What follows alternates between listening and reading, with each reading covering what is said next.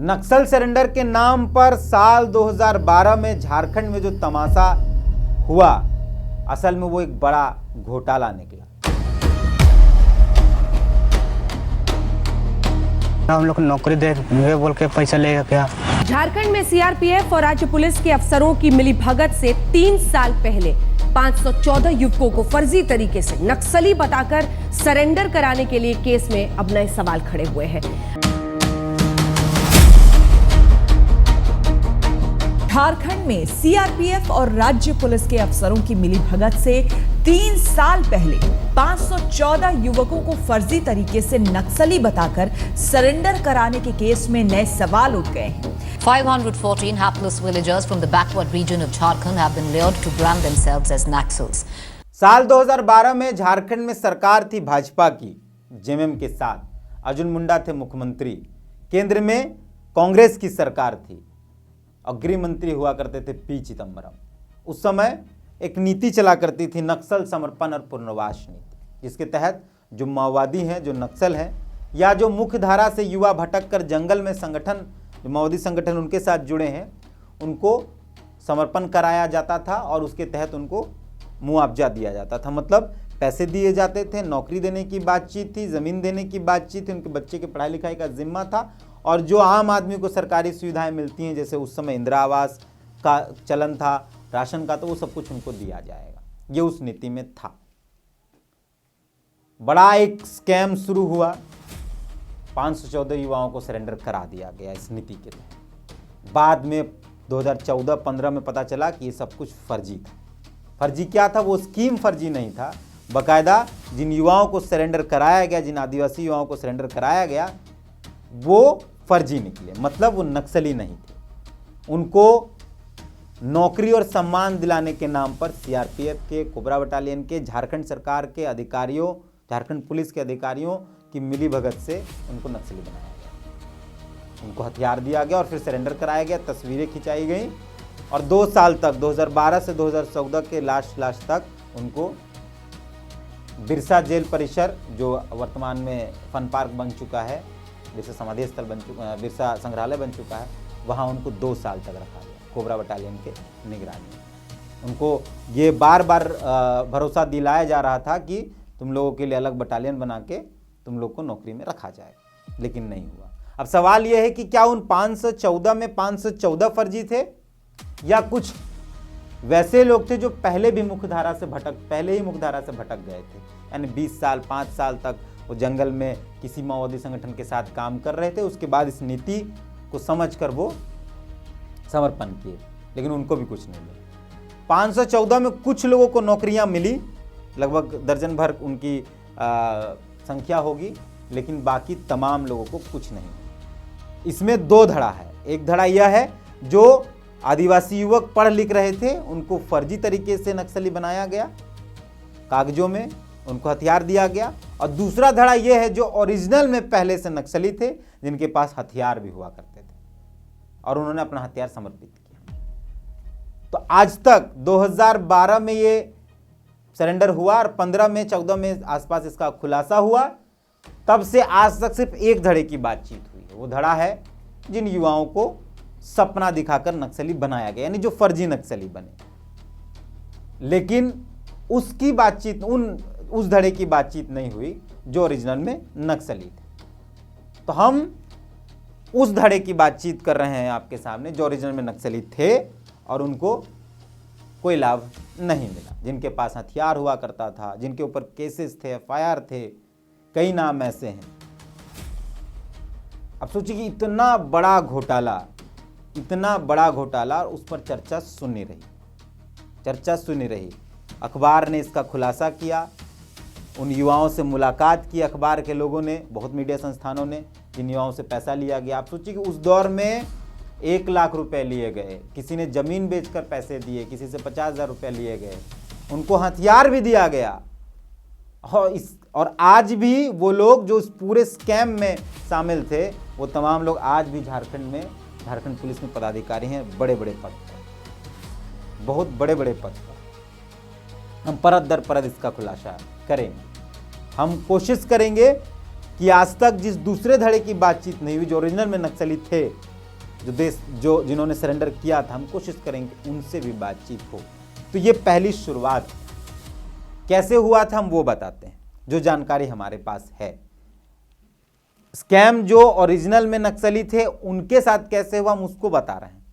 बाकी अगर आपको बाकी चीजें जाननी है तो आप दूसरे वेबसाइट्स में, दूसरे मीडिया हाउसेस को देखें उस समय की खबरों को, तो आपको पता चले कैसे फर्जी नक्सली बनाया गया था। दिग्दर्शन करके एक संस्थान था रांची के अंदर, चुटिया, बहुबाजार चुटिया आसपास, कोई प्रजापति उसके संचालक थे। वहाँ बच्चों का पढ़ाई लिखाई होता था, उन बच्चों से पैसे लिए गए थे। ये तो वो लोग। दूसरा कैसे हो बता, रवि बोदरा एक मिडिल मैन थे, मतलब बीच के आदमी थे, जो कोबरा बटालियन, झारखंड पुलिस के अधिकारियों और सीआरपीएफ के अधिकारियों के बीच और माओवादियों के बीच के संबंध को स्थापित कर रहे थे। वो उससे पहले वो मिलिट्री में कुछ किसी पद पर थे, रिटायर्ड कर चुके थे। अपने नौकरी के दौरान वो आसाम में जो अल्फा है, जो माओवादी ऑर्गेनाइजेशन, उस दौरान भी उन्होंने इस नीति के तहत कई सरेंडर कराए थे। तो उनको रिटायरमेंट के बाद भी झारखंड में ये जिम्मा दिया गया। अब वो ऑफिशियली जिम्मा दिया गया था, क्या अनऑफिशियली जिम्मा दिया गया, इसका कोई बातचीत अभी तक नहीं। हालांकि बोदरा इस पूरे मामले में जेल भी गया और उनका देहांत भी कोरोना के दौरान हो गया। बोदरा के साथ साथ कई और अधिकारी भी थे। उसमें से एक अधिकारी जो थे उनसे भी हम लोगों ने कोशिश की कि उनसे बातचीत हो, तो हम अगले किसी एपिसोड में या अगली किसी बातचीत में उनको लेकर आएंगे।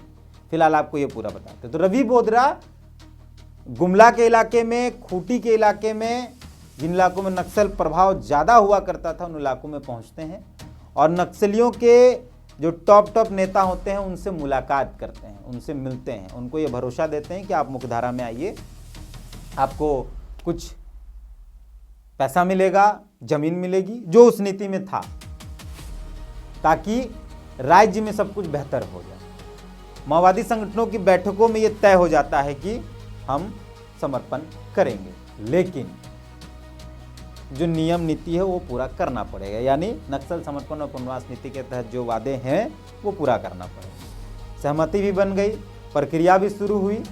4 फरवरी 2012 को पहला जत्था माओवादियों का सरेंडर किया। कहां?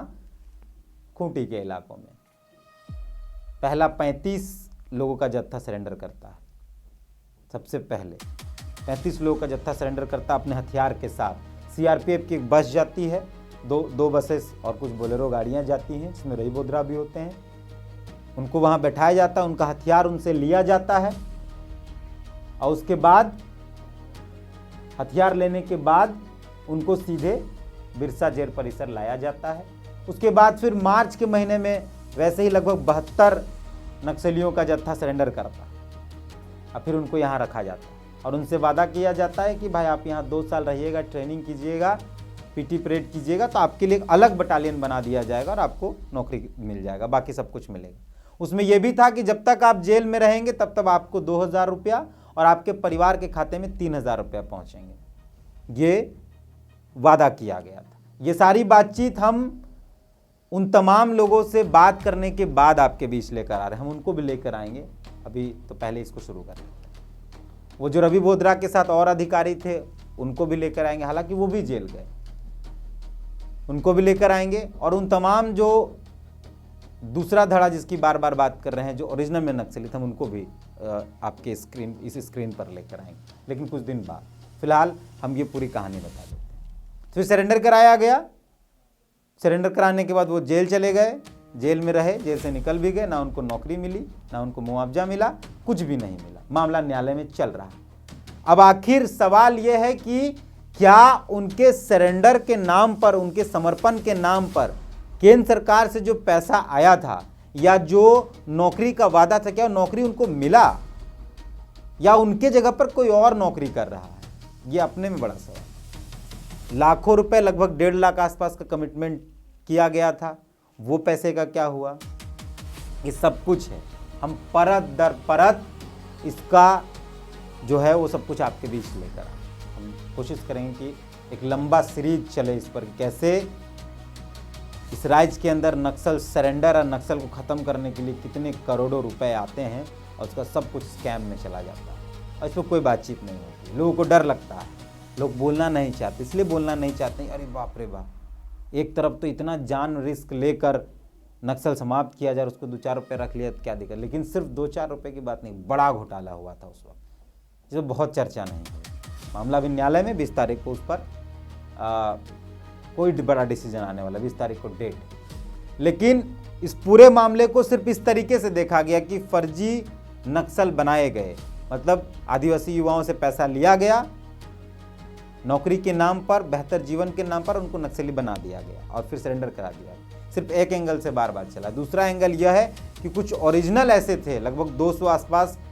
ओरिजिनल माओवादी नक्सली थे, जिनसे हथियार भी ले लिया गया, उनसे सरेंडर भी करा लिया गया और उनको कुछ नहीं मिला। अब सवाल यह है कि जो ओरिजिनल थे उनका हथियार कहाँ गया और जो फेक थे उनको हथियार कहाँ से आया, इस पर कोई बातचीत नहीं। और बड़े बड़े अधिकारी हैं इस पूरे स्कैम में, with document, with detail, with जो उस समय मौजूद थे उस पूरे घटनाक्रम में। हम कोशिश करेंगे कि एक एक चीज़ आपके बीच लेके आएं। फिलहाल इस वीडियो को समाप्त करते हैं। ये सिर्फ एक ब्रीफ जानकारी थी, सिर्फ एक जानकारी आपको दिया, बहुत कुछ है इस पूरे बातचीत में। मिलते हैं। जोहार। कमेंट पर आपकी प्रतिक्रिया चाहता हूं।